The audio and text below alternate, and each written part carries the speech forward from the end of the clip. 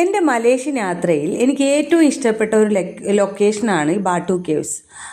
ഒരു ഭക്തിസാന്ദ്രമായ ഒരു സ്ഥലം.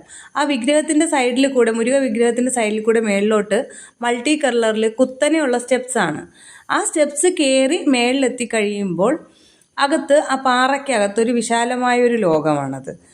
അതൊരു വല്ലാത്തൊരു, അതിനകത്ത് കുറേ ക്ഷേത്രങ്ങളുണ്ട്. അതിനകത്ത് ഒരു വല്ലാത്തൊരു ആംബിയൻസ് ആണ്. നല്ലൊരു ആ കേവ് എന്ന് പറഞ്ഞാൽ നമ്മൾ താഴ്ന്ന് നോക്കിക്കഴിഞ്ഞാൽ മേളിൽ ആകാശം കാണാം. മേളിൽ ക്ലോസ്ഡ് അല്ല, പക്ഷേ നല്ലൊരു ഗുഹാ അന്തരീക്ഷം. പക്ഷേ അത് വളരെ ഹൈറ്റുമാണ്. അതൊരു വല്ലാത്തൊരു അനുഭവം തന്നെയായിരുന്നു. ഇതുപോലെ ഈ ക്ഷേത്രങ്ങൾ കണ്ട് നമുക്ക് ഈ സ്റ്റെപ്സ്, കുത്തനെയുള്ള സ്റ്റെപ്സ് ഉണ്ടല്ലോ, തിരിച്ച് താഴെ ഇറങ്ങിയാലും ആ ചുറ്റുപാടിൽ വേറെയും ക്ഷേത്രങ്ങളുണ്ട്.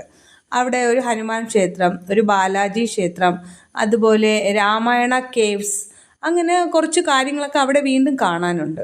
ഒരു വല്ലാത്തൊരു പ്രകൃതിയുടെ അതിശയങ്ങളെന്ന് പറയുന്നതിലൊന്ന് ഈ കേവ്സിൽ നമുക്ക് ആ പ്രകൃതിയുടെ ഓരോരോ മായാജാലങ്ങൾ എന്നൊക്കെ പറയുന്ന പോലത്തെ ഒരു അനുഭവമാണ് ഈ കേവിനകത്ത് നിൽക്കുമ്പോൾ നമുക്ക് തോന്നുന്നത്.